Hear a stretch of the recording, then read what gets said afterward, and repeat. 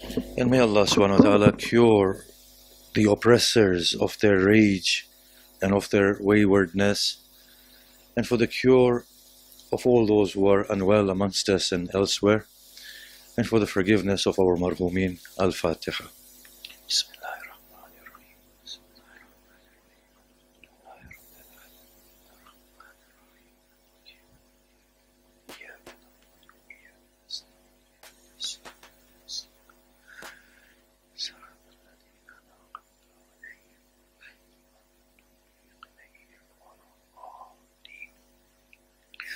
أعوذ بالله من الشيطان الرجيم بسم الله الرحمن الرحيم الحمد لله رب العالمين الذي هدانا لهذا وما كنا لنهتدي لولا أن هدانا الله والصلاة والسلام على أشرف الأنبياء والمرسلين شفيع ذنوبنا وطبيب نفوسنا وحبيب قلوبنا أبي القاسم محمد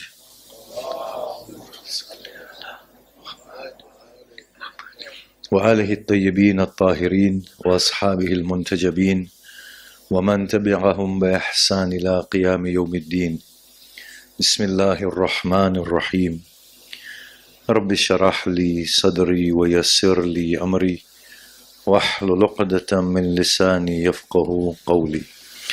أما بعد, السلام عليكم جميعا ورحمة الله وبركاته. We stated yesterday that the Prophet made a fundamental change. The task was mammoth, to change a human community. But he changed a fundamental factor that then helped changing everything else. And that was that as opposed to looking outside themselves and identifying themselves with their bodies, he made them turn inward. And that inward turning was through the notion of God and God centricity. He said to them, this world is a perishing place. It is not worthy of your attention. If you could understand clearly, you are the purpose. And what you're going to attain, it's not going to be outside yourselves. It's going to emerge from within yourselves. Let Allah be your aid, your support, your confident companion. Through Him, proclaim yourselves and your glory. Indeed, you will die and Allah will kill you. And if you come closer to God, He will test you even more. But then in that is your ultimate success and your arrival at the fullness of your being.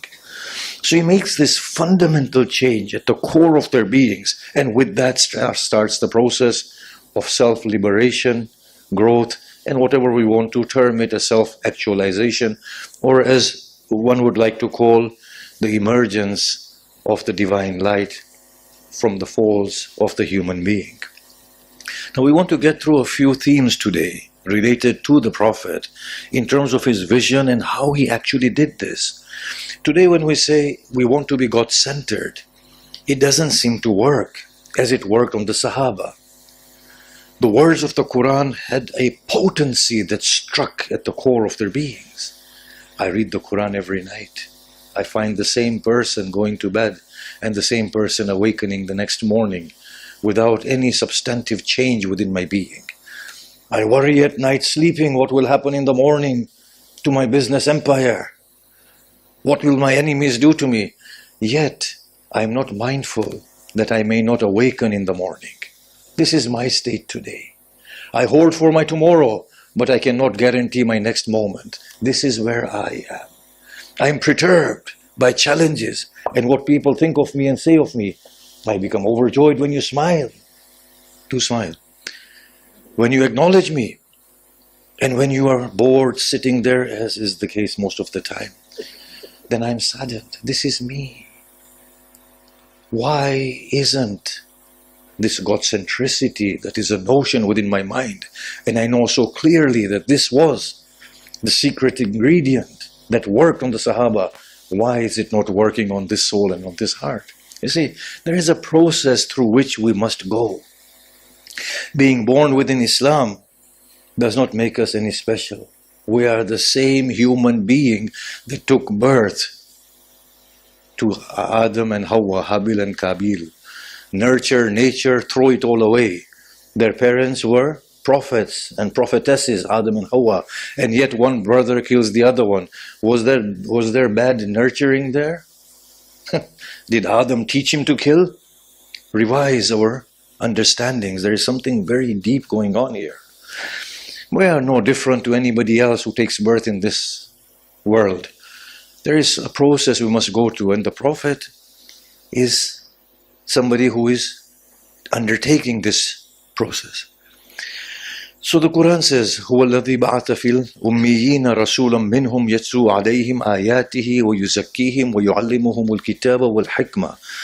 He has sent a messenger to them amongst themselves, who recites upon them his signs. Now, what are these signs? You see, this is the secret. He frightened them by telling them what was to come. He stands at that mount. I am here to warn you about a day that will come.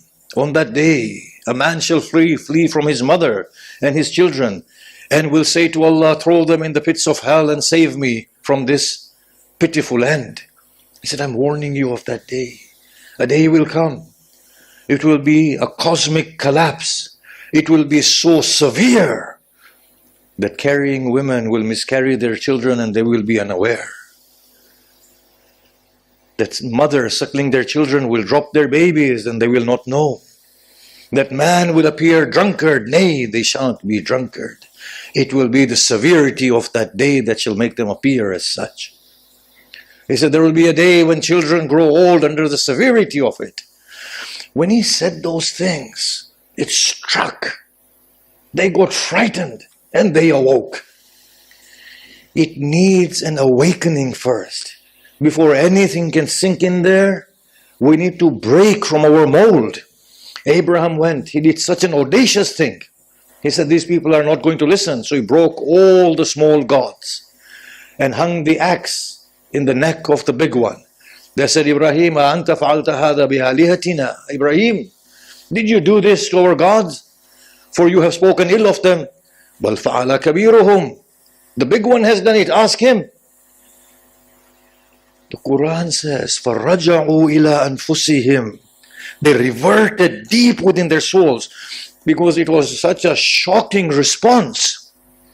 It was such a shocking event that immediately the veils broke. They reverted to their souls. They said, my goodness, we have been the oppressive people.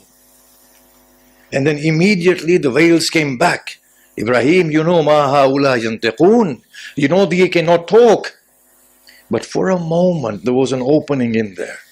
For a moment there was an opening. This is what the Prophet did. He created that opening. Look at the verses and the surahs that came in Makkah in the initial phase. These were verses that shook them to the core. The eloquent nature of the verse, the way they are constructed, the prose, they could not turn a deaf ear to it. They were striking at their ears and going within their souls, and they were shaken. There will come that day. When that process began, the Quran says, وَيُزَكِّيهِمْ, and he purifies them now. Once he's grabbed their attention, once they have woken up, once they are ready, now he purifies them. After purifying them, then he teaches them the book. We are taught the book in madrasa without any processes taking place. Is there any wonder that the Muslims are killing each other in the name of the Prophet and the Quran that united warring people? Do you not think about this? That the Quran united barbaric people and made them into some of the best humans that the world had ever witnessed. The same Quran today justifies the shedding of blood of a Muslim by a Muslim. How does that happen?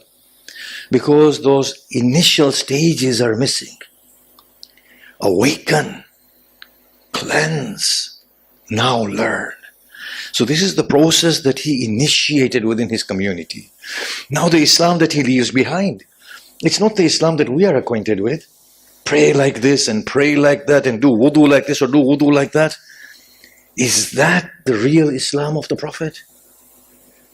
Somebody asked the Prophet, how do I know that my prayer has been accepted? He simply based his answer upon the verse of the Quran. Inna salah tanha anil fahsha'i wal munkar. Salah takes you away from things that are undignified, unchaste, indecent, and things that are reprehensible. So the Prophet said, if after your prayer you feel like a better person, that prayer has been accepted. He didn't say stand like this, pray hamd like a qari. That's exactly what he said. Today my prayer is not valid if I don't stand still, if I don't do ruku properly, if I don't do sajda properly. The Prophet wasn't concerned about this. His Islam was the Islam of the inner being. Surrender and evolve and grow, and that's why it was so potent. How can you give yourself to a raging sword unless you believe in that God? How? How can Hussein leap in front of those thirsty naked swords and say, "Oh sword, come consume me, spare me not.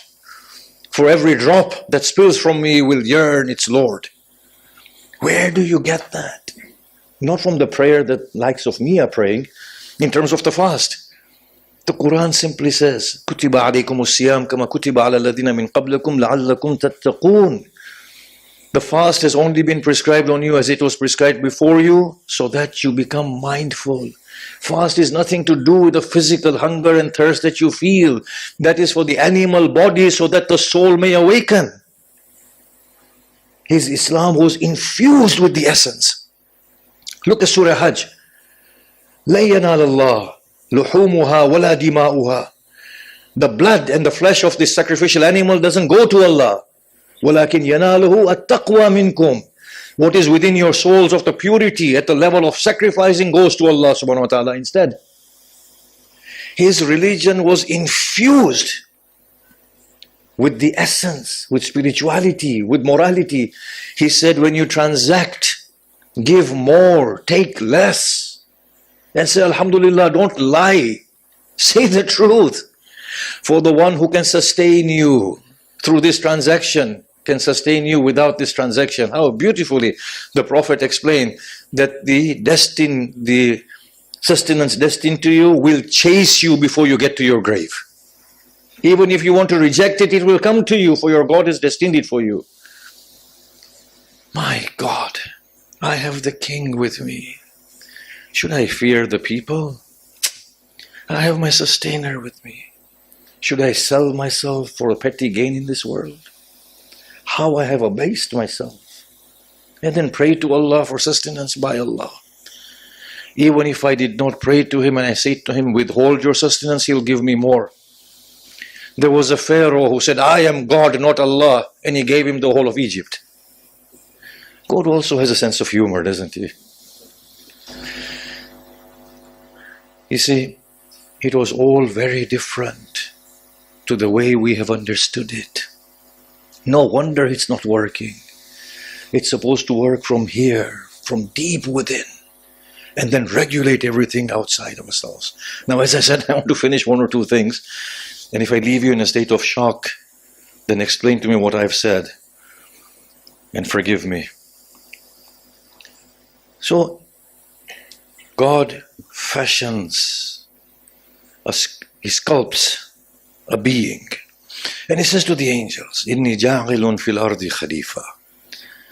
I am going to place upon the earth the one who comes after, or a representative. قالوا وتجعل فيها من يفسد فيها ويسفك الدماء. Will you place therein a person or a being that will cause corruption and spill blood? He said, I know what you know not. From the very beginning we know that the human story is not about the Muslim. It is about humanity as a whole. From the very beginning we know the journey for the human community is going to be filled with bloodshed, corruption, strife. And that is what the angels are saying. Look, you're making a huge mistake with this one. He's not the right candidate. We are the better ones. We know how to control our emotions. Of course, they were jinn angels. Because I know people go on to the little details, and that's what I'm trying to avoid. We are the better ones. We are more qualified than he is. We will praise you. We will glorify you. We will not create corruption. He says, I know what you know not. He is a superior brand. He will get it right. God had that confidence. It's a human story. Nothing to do with Muslim in the formal sense, or Christians or Jew. And if you study the Quran very accurately, you will see Islam as a glorious human religion, and then a formal Islam, the one that we are practicing. In terms of the real Islam, Judaism, Christianity, and all of the other religions are called Islam within the Quran. It is only within the later phase of Medina was this religion designated as Islam within the Quran. Otherwise, Islam in Surah, the Meccan surahs and Surah Baqarah and Surah Al-Imran meant Islam of the heart, which every religion was following. The people of Isa, Musa, they're all called Muslims. Ibrahim, Nuh is called Muslim, even though Ibrahim brought the designation Islam. So it was never meant to be our story. And in that we can see the broad vision of the Prophet and the prophets before him. Now look at this phenomenal verse in the Quran. وَإِذْ أَخَذَ اللَّهُ مِيثَاقَ النَّبِيِّينَ. When Allah took the covenant from the prophets, where were the prophets gathered? They weren't gathered in this world. Adam came first. The Prophet of Islam came last. Where were they gathered in one place? وَإِذْ أَخَذَ اللَّهُ مِيثَاقَ النَّبِيِّينَ لَمَا أَتَيْتُكُم مِّن كِتَابٍ وَحِكْمَةٍ.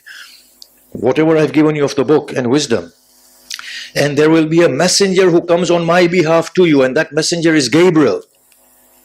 That you will believe in him and you will assist him. أَأَخَذْتُمْ عَلَى ذَلِكَ إِسْرِي. Do you take my pledge and commitment on that? قَالُوا. It's a plural. They said, Bala. Yes. All the prophets were gathered in one place. It was a life before this life. It's getting strange, isn't it, this talk? It was a life before this life. They said, yes, indeed we will. قَالَ فَاشْهَدُوا. God said, bear witness. وَأَنَا مَعَكُمْ مِنَ الشَّاهِدِينَ. And I will bear witness. So the whole prophets are told together, I will give you the book and wisdom. You will deliver it to mankind. It's a story for mankind. Now, what did the prophets do? Each one of the prophets, you see, this is the mistake we are making.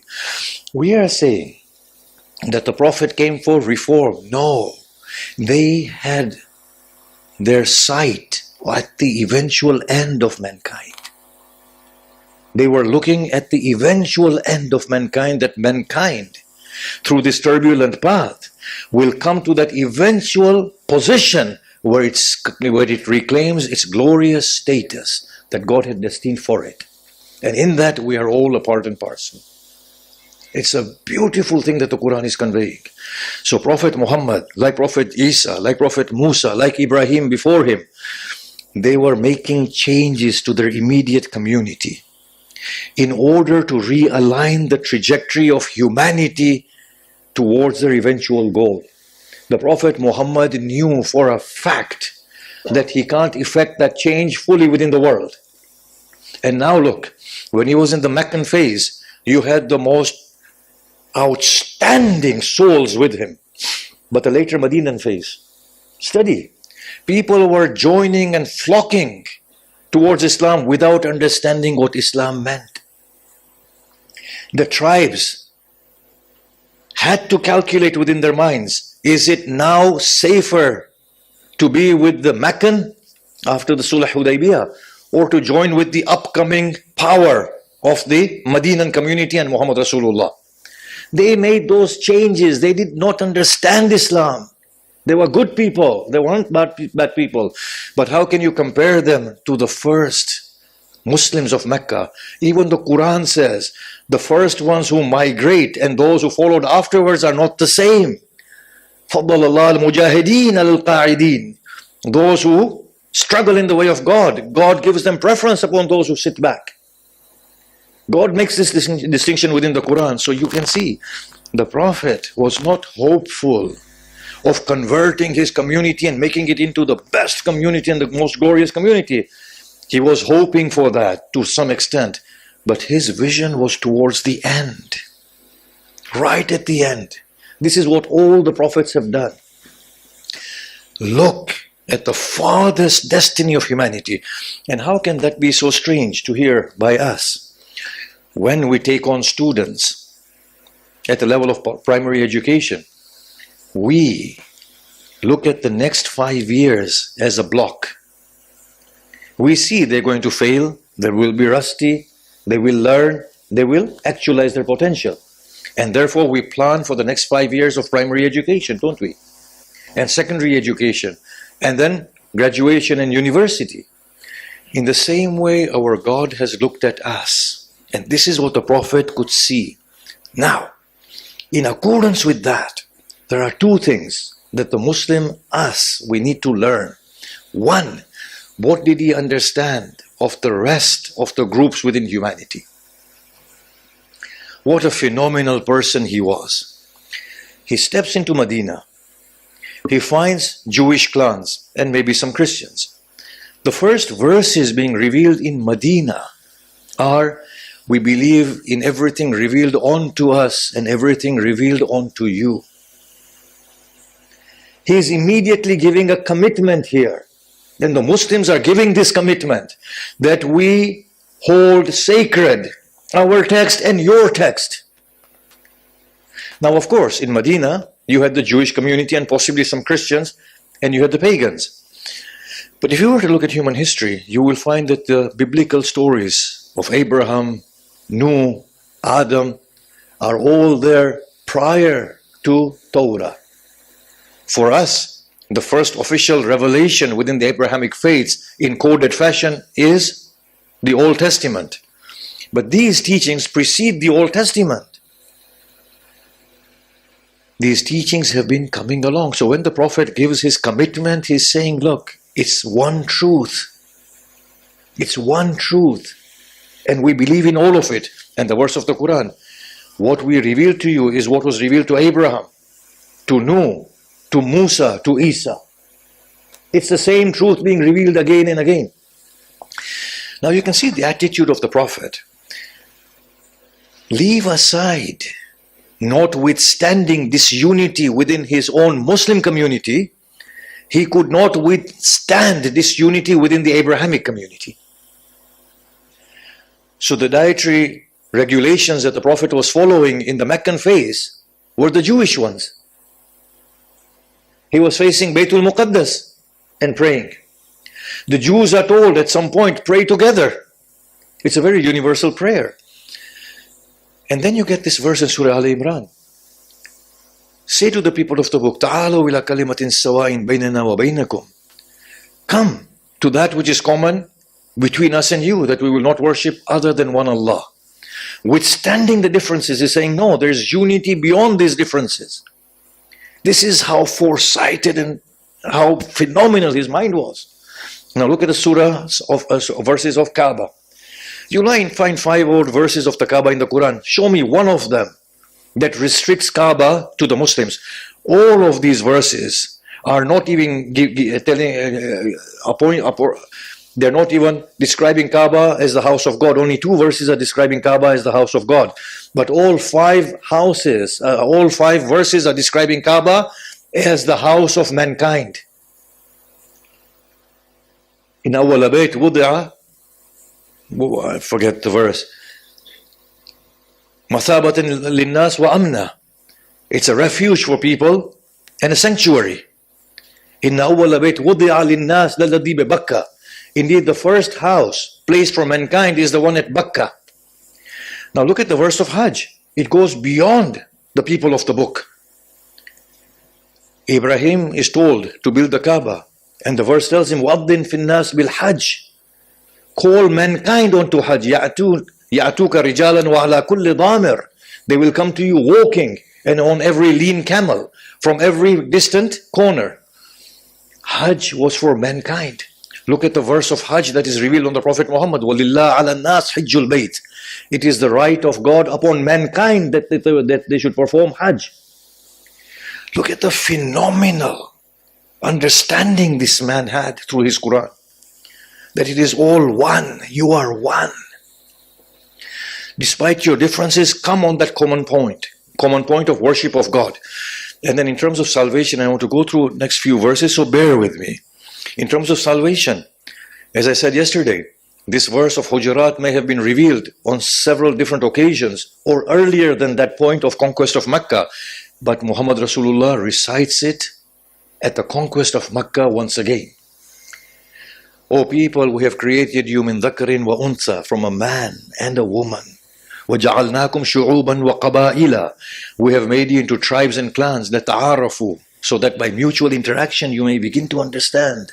أَنَّ أَكْرَمَكُمْ عِنْدَ اللَّهِ أَتْقَاكُمْ, that the most noble of you in the sight of God is the one who is most God mindful. Look at the beginning of the verse. It doesn't say أَيُّهَا الْمُؤْمِنُونَ أَيُّهَا الْمُسْلِمُونَ يَا أَهْلَ الْكِتَابِ. It doesn't address the Muslims or the followers of Prophet Muhammad or the people of the book. It addresses humanity at large. You be black, you be white, you be Christian, you be Jew, you be Muslim, Sunni, Shia, Brelwi, Bora, Ismaili, whatever you are. These are the features of your body. I often tell my audience, imagine if I was born in a Hindu household, I would have been such a good guru and pandit. You don't believe that, do you? In any case, think about this. How many of us, if we had taken birth in a Christian household, would have chosen to become Muslim thereafter? How many? We would have gone about defending Christianity, wouldn't we? Then how can you say a Christian is wrong and I'm right? Did I choose the faith of my birth? Did he or she choose the faith or the household of their birth?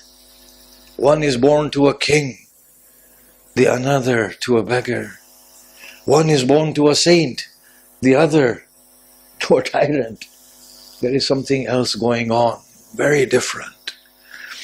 So in any case, he is seeing humanity as one reality, but he understands that as human beings, we are bodies and bodily, and body is restricted, so you need little groupings. Just like our taste in food. We love our food, don't we? And other people love their own food and their taste is different. We may not agree with each other's taste, but we can sit together and eat a common dish that we all like equally, right? I remember a story, by the way. I was in Qom, and an Iranian had come to visit a host of mine. So we were eating curry, that yellow thing, that's really, really nice.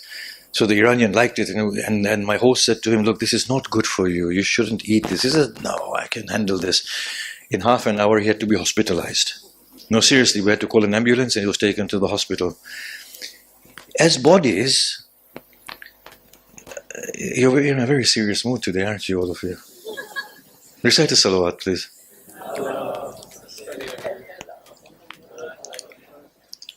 See, when a Maulana says recite salawat, obviously he wants to waste time first, yes. And second thing, he wants to then think, what was I thinking of saying? I've forgotten. Anyway, I haven't forgotten. Alhamdulillah.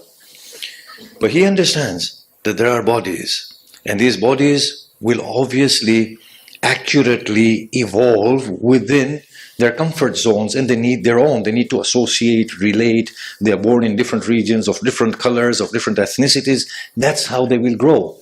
But the idea was that once they begin to grow, once humanity comes to the fullness of itself, they will come out with these notions that there are human rights that are equally shared by all. There is a spiritual calling in which we are all one and the same at a very intimate level. That was always the hope. Like children, when they take birth, they don't understand color distinction or gender or race or whatnot. But then we, within the cradle of culture and religion, we indoctrinate them. And we make them our images, our demonic, monstrous images, don't we? Yeah, you're taking it, fine. And then what happens is they go to university.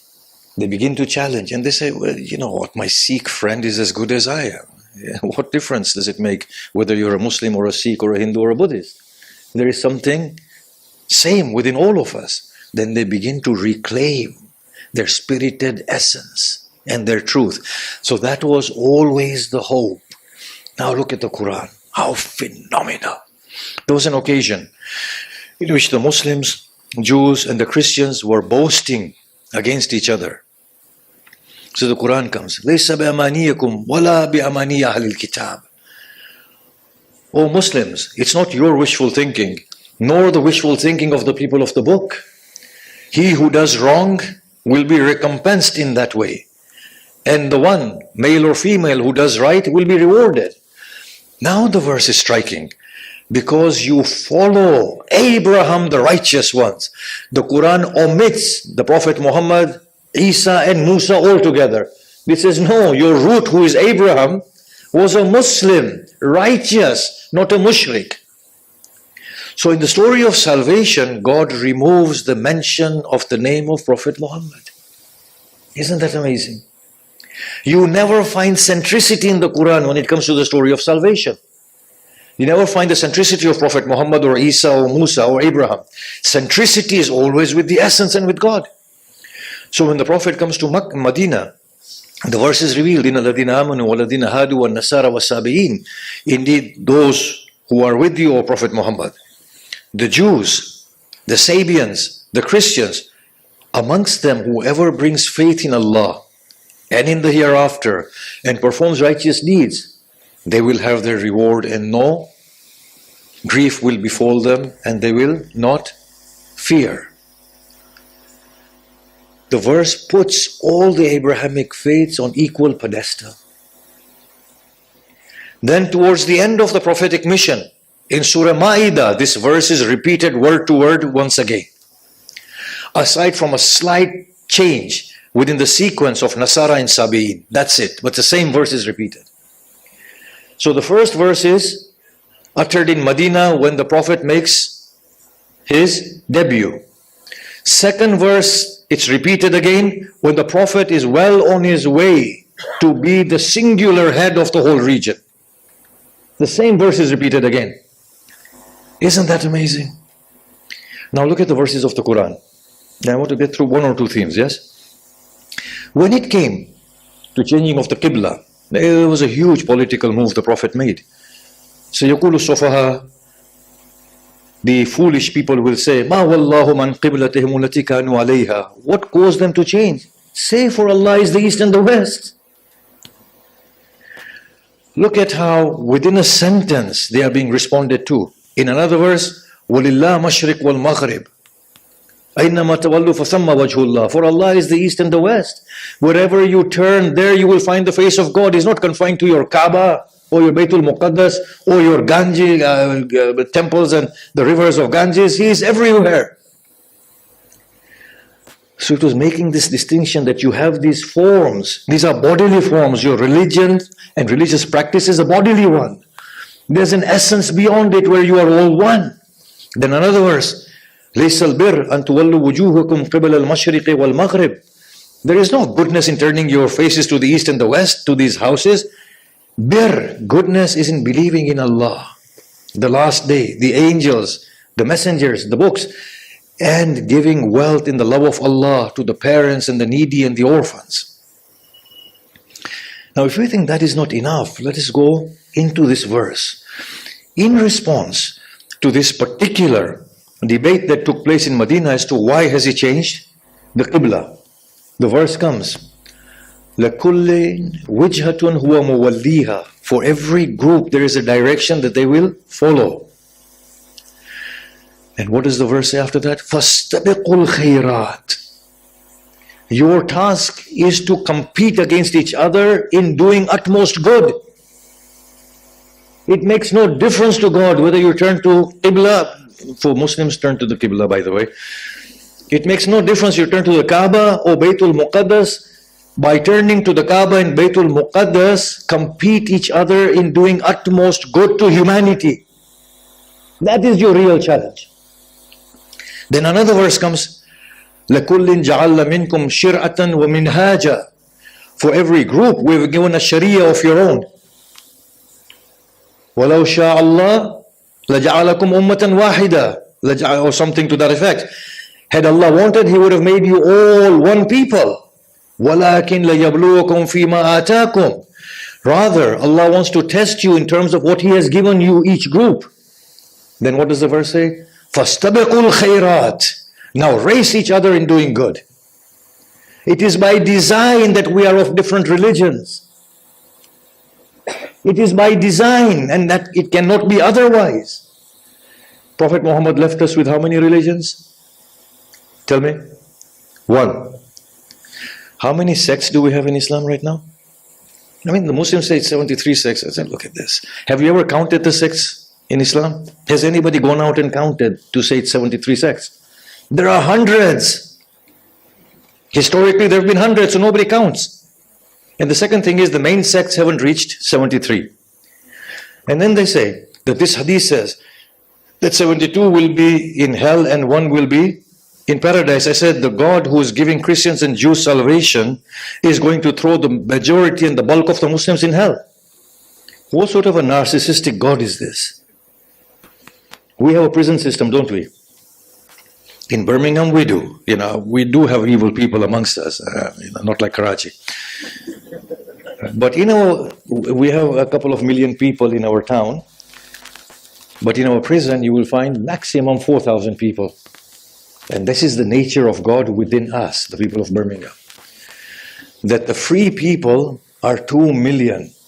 And those behind bar are 4,000. But when it comes to God, who has given me this nature, in his paradise there are 4,000 people, and in his prison there are 2 million people. It all turns with God, doesn't it? Have the Muslims ever thought what a big failure Prophet Muhammad was, that he leaves Islam and 72 groups of his followers will be in hell? So we don't even think properly, and I don't want to score little points here, by the way, that's not my point. But he has given us different religions by design. We are supposed to be in different religions, but essentially there is something else going on. Then it comes to the ceremonies of Hajj. Again the Quran says, لَكُلِّ أُمَّةٍ جَعَلْنَا مَنْسَكًا هُمْ نَاسِكُوا. For every ummah we have given rituals that they will perform. This is your ritual, O Muhammad. Let them not argue with you. Let them perform their rituals, and this is your ritual. So at once the Quran says, I've accepted them all as they are. Salvation comes from a different parameter of the essence. It's got nothing to do with any prophet. It's to do with you and your belief. Now, this is the way in which the prophet constructed his community. You see, when he leaves this world, he has created an ummah in which there are Muslims, in which there are non-Muslims. They are coexisting harmoniously. And do you know how impactful that was? That when the Muslims, Khalifa Umar, went and took Jerusalem, the Jews were banished. We stated this a couple of days ago. He re-invited the Jews to come back to Jerusalem. The Christians had banished the Jews. And he said, no, the Abrahamic faiths will live harmoniously. Do you know the mindset of the Muslims when they were going towards India and other regions? They actually looked at Hinduism and Buddhism. And they said, no, we can classify these as Abrahamic faiths. It was because of that broad-mindedness that the Prophet had left them with, that they were able to do this. They were able to go back into the text and say, no, the Hindus and the Buddhists, they believe in the same things we believe in, slightly differently, but they qualify as monotheistic faiths and they are Abrahamic. How phenomenal they were. So this was the broad-mindedness of the Prophet, that you have to be one, you have to withstand differences, and despite that, as a human community, in terms of rights and wrongs, you have to be one. In terms of the essence, there has to be the prevalence of the spirit. Now I'm going to say a last thing in the last 5-10 minutes, and then I'll finish. Now what about the law system that the Prophet was giving? Think about this. You see, humanity has always been evolving. Our nobility has always been refining. Abraham had a dream. Nowhere does the Quran say God told him. It was a dream he had. I am slaughtering your child. He said, do as you've been commanded. Now, why would Abraham see that dream of slaughtering his son? What an odd dream to see. Today, do we see such dreams? We don't, do we? And if we did see a dream like that, we would think we need to go and see a psychologist or a psychiatrist, right? It's strange. But Ibrahim didn't find it strange. But today, if I see a dream that I'm eating biryani, it won't be strange. Why? Because I eat biryani. I associate with it. We only dream in terms of what we associate with. Human sacrifice was commonplace back in the day, in the time of Abraham. And that's why he dreamt of human sacrifice. The role of God is not to kill children, it's to save children. And in fact, after Abraham attempted to slaughter his son, the whole of child offerings within religion was prohibited, abolished fully within human community. Now, the law of Torah has stoning to death. Prophet Muhammad's Quran has no stoning to death, no mention of it. Why? Because as the nobility of human being refines, the law system refines in accordance with that nobility. Humanity had become far more noble in the time of, or even if it was potentially in the time of the Prophet Muhammad, that these sort of draconian rules and undignified punishments were not needed. He came, slavery was prevalent. He humanized slavery. The Quran says, if you take an oath, if you default on it, free a slave. If you miss a fast, free a slave. Yes? If you do this, free a slave. If you injure somebody, free a slave. Freeing slaves was institutionalized. What did he do? Did he say keep slaves? Or what was he saying? He was saying, look, for this time here, it is a norm having slavery. But start freeing them. In a future, your nobility will ripen to an extent that you will say this is below human dignity. And now abolish slavery altogether. Does that make sense? Yeah? Cutting hands off. You don't cut hands off of noble human beings. You, at one point, imprison them. At another point, you counsel them. You give them therapy. This is below your dignity. No more are we going to cut hands off. Why? Because the whole purpose of cutting a hand off was what? To protect society and to bring about reform. Now if you cut person's one hand off and then he steals again, you cut another hand. Where is the reform coming from? But if you awaken a person to their own inner nobility, they will stop stealing. Man can beat their wives. The Quran says that in one place, yes? As a last resort. Yeah, I'm scared. Tell me something. Tell me something. 2 female witnesses to 1 male witness. And the Quran says, so that if one woman were to forget, the other one can remind her. The Quran is saying it because they were not allowed to actualize their rational potential. Now women don't seem to forget anything. So obviously, when they've accomplished their rational potential, the system of rights change. When we are so dignified, we are not going to raise our hands on anyone. What I'm trying to say here is that the Prophet left a law system that would govern the bodies in order to allow the human spirit to emerge. But if we are bound by a law system that keeps us very primitive, then the minds will not evolve. So a female has a right to divorce as much as a man has in regions where she is an equal stakeholder within a familial setup. It makes no sense for her to get half of the share of inheritance when she herself is contributing to the household expenditure.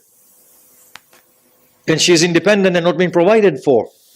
So the law system that the Prophet left was an evolutionary law system. Now you will say, well, how much of the law can be changed? Well, if you look at the Islamic law, one is the spiritual law that gives us our spiritual identity. Pray, stand towards the Qibla, fast. The other is the societal law that is always changing. The societal law is based on the precept of justice. That's what the Quran says, establish justice. When you give pocket money to a 10-year-old, you give it in accordance with their need. But when the 10-year-old becomes 15 years old, you can't give them the same stipend because their needs have changed. So it's unjust. So you give in accordance. That's how the societal law works. As the existential aptitudes change, the law is tweaked accordingly. And this law was supposed to be evolutionary to accommodate the growth of the human mind and to fall in line with the essence. This is what the Prophet was giving. Now, obviously, I don't have the time to quote direct examples from the Prophet's life or the Sahaba or the Imams. So just take it from me, and I don't normally do that, but read my book 4 on Islam and God-centricity. I've discussed this issue there. I'll leave us with a narration of the Prophet, and I've read this within our Sunni books, and you've heard this from me, that he said to his household and companions, Jibreel came to me and he said, Muhammad, you have delivered your message. God invites you back to himself, but leaves the choice with you. If you wish, you can rejoice in what you have achieved. If you want, you can come back to me. They said, Messenger, what did you choose? He said, I chose to go back. They said, why couldn't you have stayed back for us? He said, I wish to return home. When death came upon him, the angel penetrates within his body. And he says to the angel, oh angel, ease the pain for me. He said, oh messenger, this is the least amount of pain a dying person will encounter. The Prophet turned to him and he said, oh angel, in that case, give me the sum total of pains that are going to come upon my nation till the day of Qiyamah. So none has to bear this after me. That is our blessed, parental, beloved Prophet, the light of God, and the leader of all mankind. Wassalamu alaikum wa rahmatullahi wa barakatuh.